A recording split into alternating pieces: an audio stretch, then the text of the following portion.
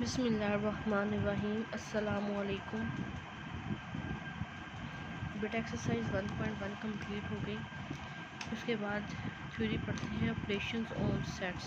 ये हमारे चैप्टर का नाम भी है, operations on sets. Verification of commutative and associative law with respect to union and intersection. सबसे पहले कॉम्यूटेटिव और एसोसिएटिव लॉ पढ़ेंगे with respect to union and intersection. Commutative law union और इंटरसेक्शन के हिसाब से, और एसोसिएटिव भी यूनियन और इंटरसेक्शन को लेके पढ़ेंगे। सबसे पहले commutative law of union and intersection on set. बेटा दो सेट्स होंगे, वो तब कम्यूट करेंगे, तब कॉम्यूटेटिव होंगे with respect to union intersection. कब होंगे? जब ए यूनियन बी इक्वल होगा बी यूनियन ए के। Commutative law over union, union में ले रहे हैं ना, इसलिए ओवर यूनियन लिखा हुआ है। कॉम्यूटेटिव लॉ ओवर यूनियन क्या होता है? A union B is equal to B union A. एक तो आपने कॉम्यूटेटिव लॉ ओवर यूनियन का ये याद कर लेना है, ठीक है। उसके बाद commutative law over intersection. Intersection में क्या होगा? A intersection B is equal to B intersection A. यानी commutative law over union and intersection क्या है? A union B is equal to B union A. दूसरा क्या है? A intersection B is equal to B intersection A. ये दोनों law है, यानी ए यूनियन बी का जो आंसर आना चाहिए आए वो बी यूनियन ए के इक्वल है। इसी तरह ए इंटरसेक्शन बी का जो आंसर आए वो बी इंटरसेक्शन ए के आंसर के इक्वल है। तब ये लॉ क्या होगा? वेरीफाई कर जाएगा कि कम्यूटेटिव लॉ ओवर यूनियन क्या है? A union B is equal to B union A. और कम्यूटेटिव लॉ ओवर इंटरसेक्शन क्या है? A intersection B is equal to B intersection ए।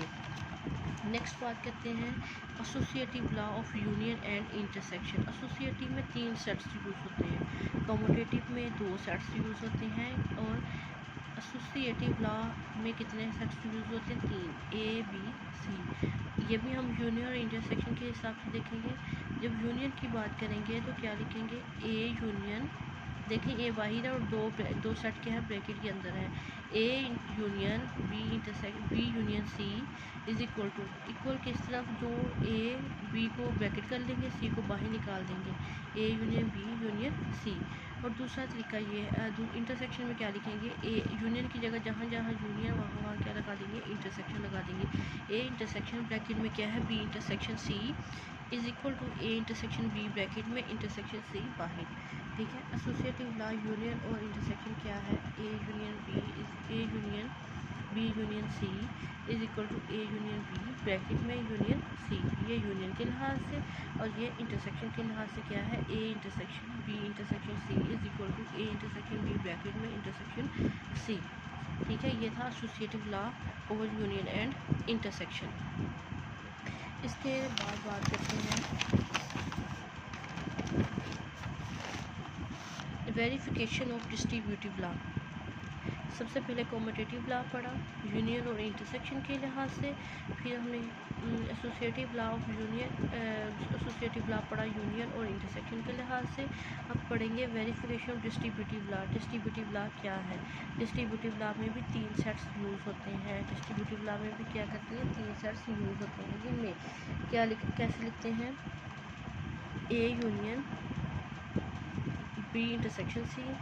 देखें सबसे पहले A union B intersection C, bracket के अंदर इंटरसेक्शन है और बाहर क्या है? यूनियन। के आंसर लिखिएगा, ये वाली साइड बता रही हूँ। ए यूनियन ब्रैकेट में क्या है? B intersection C is equal to, किसके इक्वल आएगा ये?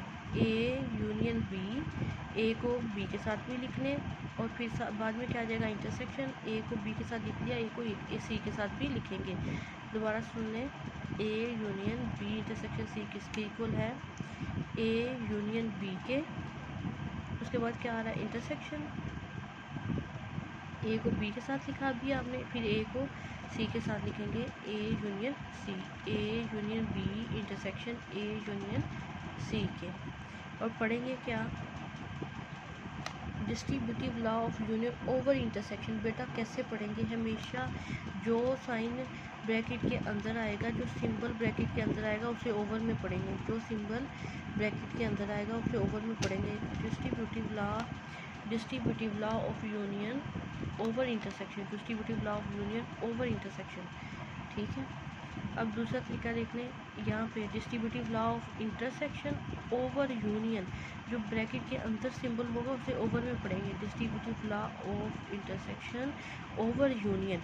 ठीक है, A intersection B union C को किसके इक्वल होगा, ए इंटरसेक्शन बी, दरमियान में क्या आ जाएगा, यूनियन ए इंटरसेक्शन सी।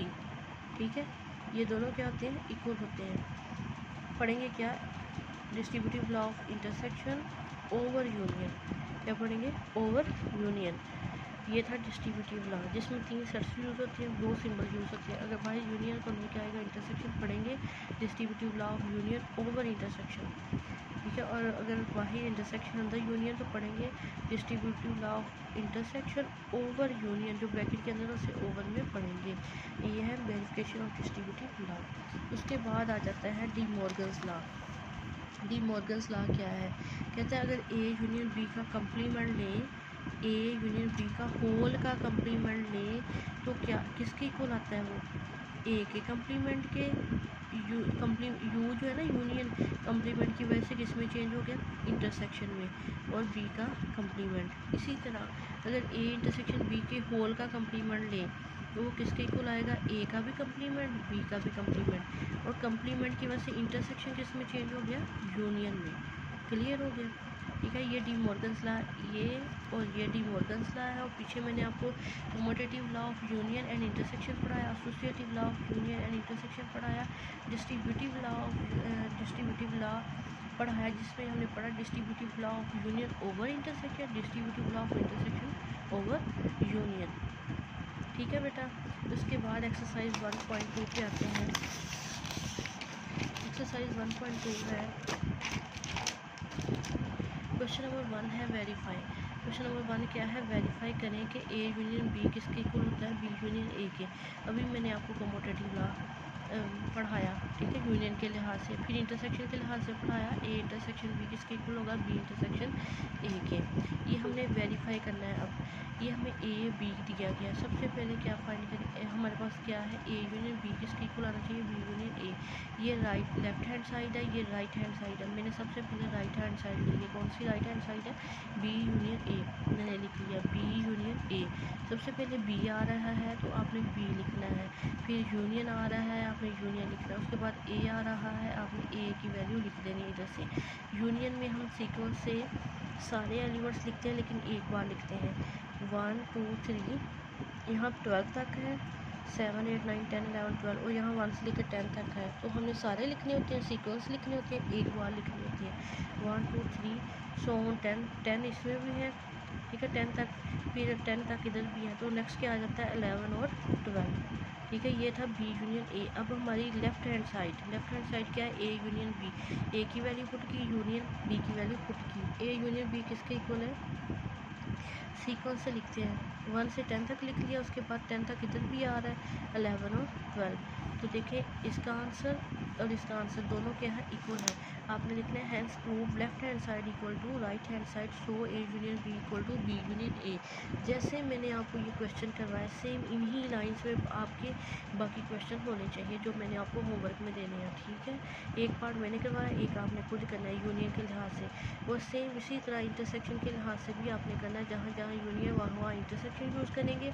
ठीक है, और नेक्स्ट क्वेश्चन जो वो इंटरसेक्शन का करवा रही हूँ, ताकि आपका इंटरसेक्शन का कंसेप्ट दोबारा से क्लियर हो जाए, क्योंकि ये आपने 7th में भी पढ़ा है। दोबारा से क्लियर इन्हीं लाइंस पे, जैसे मैंने बी यूनियन ये इधर भी लिखा, इधर भी लिखा, फिर इसी तरह left hand side right hand जैसे मैंने मेंशन किया, आपने क्वेश्चन ऐसे ही करने हैं बाकी भी। क्वेश्चन नंबर 2 है, वेरीफाई करें कि x intersection y intersection z is equal to x intersection y intersection z।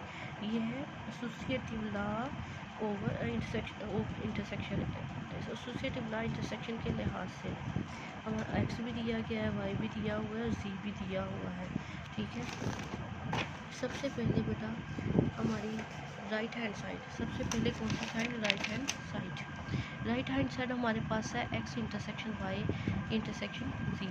सबसे पहले ब्रैकेट वाला सॉल्व करते हैं। ये 7th में भी बात बताई जाती है कि सबसे पहले कौन सा सॉल्व करते हैं, ब्रैकेट वाला, x इंटरसेक्शन y, x की वैल्यू पुट की, इंटरसेक्शन y की वैल्यू। इंटरसेक्शन में हम क्या देखते हैं, इंटरसेक्शन में जो कॉमन होता है दोनों में होती है वैल्यू, और मिलती जुलती होती है वो लिखते हैं। इन दोनों में 2 और 4, इधर भी 2 और 4 कॉमन है, तो 2 4 एक्स वाई इंटरसेक्शन वाई में आ गया। एक्स इंटरसेक्शन वाई निकालने के बाद उसके साथ किसका इंटरसेक्शन है, जी का। एक्स इंटरसेक्शन वाई इंटरसेक्शन जी, ये एक्स इंटरसेक्शन वाई का यही आंसर आया 2 4 इंटरसेक्शन जी हमारे पास क्या है 4 6 8 10। और इन दोनों में कॉमन क्या है, इन दोनों में 4 और 4 कॉमन है, तो ये आंसर आ गया। ठीक है, हमारी राइट हैंड साइड का आंसर क्या आ गया 4। लेफ्ट हैंड साइड को आप सॉल्व करते हैं। लेफ्ट हैंड साइड हमारे पास है एक्स इंटरसेक्शन वाई इंटरसेक्शन जी। सबसे पहले ब्रैकेट वाला सॉल्व करेंगे, जैसे मैंने आपको ऊपर बताया, वाई इंटरसेक्शन जी, वाई की वैल्यू इंटरसेक्शन जी। इन दोनों में क्या चीज़ कॉमन है, इन दोनों में 4 और 4 क्या है कॉमन है, यानी मिलते जुलते, और कोई जो एलिमेंट है कोई इंट्री मिलती नहीं है। 4 आंसर आ गया। वाई इंटरसेक्शन जी का किसके साथ इंटरसेक्शन है, एक्स के साथ। एक्स इंटरसेक्शन वाई इंटरसेक्शन जी, एक्स की वैल्यू लगा दी, उसके बाद इंटरसेक्शन आ रहा है, इंटरसेक्शन लगा दिया। वाई इंटरसेक्शन जी का भी आपने आंसर निकाला 4, वो पुट कर दिया। तो इन दोनों में सेम क्या है, कॉमन क्या है 4 और 4। तो देखिए हमारी लेफ्ट हैंड साइड और राइट हैंड साइड का आंसर क्या है, इक्वल आ गया। आपने लिखने hence prove left hand side equal to right hand side and X. तो ये जो है ना हमारी X intersection Y intersection Z किसके इक्वल आ गया, X intersection Y into intersection Z के। ठीक है, इसके बाकी जो पार्ट है वो आपने खुद कर लेने। क्वेश्चन नंबर 1 2 ऐसे कंप्लीट हुआ। जहाँ कहीं आपको कोई प्रॉब्लम हो आपने मुझसे पूछ लेना है। और बेटा कोशिश करें कि कमेंट जो करें वो क्वेश्चन पूछने वाला करें, कि कोई क्वेश्चन पूछे, ना कि बहस करें, ना कि कोई ऐसी वैसी बात करें। ठीक है, और काम इंशाल्लाह जल्दी ही पहुंचा करेगा। कि आपने काम की टेंशन नहीं लेनी और आपने अच्छे से समझना है और क्वेश्चन पूछने हैं, ना कि दूसरे को कमेंट में ये कहना है कि आपने ये किया, आपने वो किया। आपको ऐसे नहीं कहना चाहिए। ठीक है बेटा, नेक्स्ट टाइम मैं ऐसा कुछ ना सुनूं। थैंक यू, अल्लाह हाफिज़।